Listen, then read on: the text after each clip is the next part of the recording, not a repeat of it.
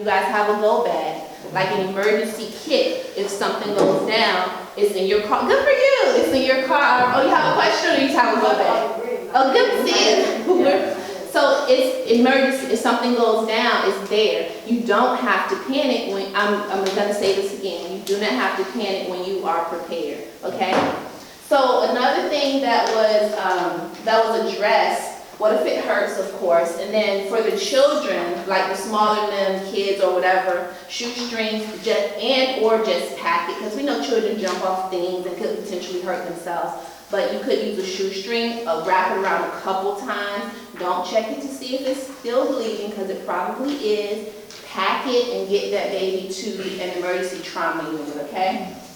And then also another question that we came up with, or that questions were posed, what if I don't have gloves? Of course, there's always a risk of an infectious disease. So risk of exposure to anything is less than 3% if you have an open wound. And then if you don't have an open wound, it's less than 0.1%, okay? So the odds are very, very low. However, there are things that you can do once you get to an emergency trauma unit. You can tell them there was a potential exposure, and they could potentially give you prophylaxis, okay? So don't worry about that too much. And also, if you don't have open wounds, you are probably at a 0.1% chance, less than that, okay? So of course, if you do get to the emergency department, let them know. So you can remember, you can't apply a tourniquet to the neck, and you can't apply it, like let's say I had a wound in my armpit, like a tourniquet just would not work. So we would pack it, and this would lead, if it's not packed, internal bleeding that we would never see. We would never know, okay? So pack it and get me to the emergency department. So the armpits are one, the growing area also. If it's a wound there, it could potentially never bleed out. It can never spurt, but there will be internal bleeding, and then the person is just, we don't know what happened to them. And then when they finally get to a trauma center, they've bled to death internally, okay? And if the patient is screaming, you still don't remove it. Remember the goal. So my goal is to reach everyone, reach our community, so we are not at a deficit. We are able to save lives. We are able to reach other people, even if you don't, or I'm not sure, I don't have a tourniquet, I'm not sure what to do.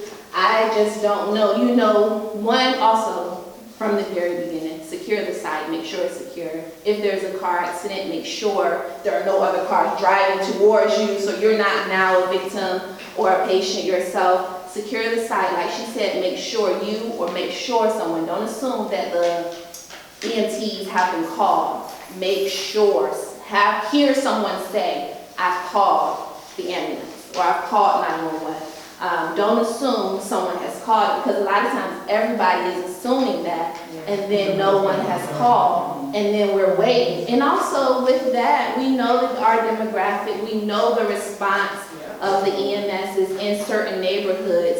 Help is not coming. We need to do it ourselves. We have to do it ourselves. We have to be a community and teaching this to other people. We have to be, even with the good brother here and the good sister here, we have to advocate for ourselves and teach ourselves these things. Okay? Questions, comments, concerns, reattacks? Good, right, that too. Was this helpful? I hope it was.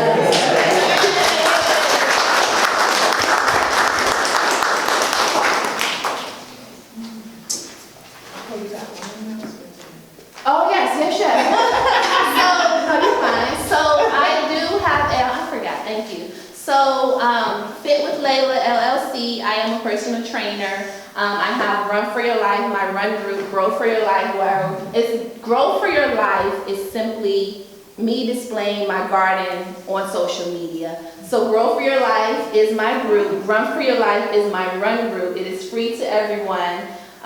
Essentially what it says is what it means. So let's use something good. Let's say you are making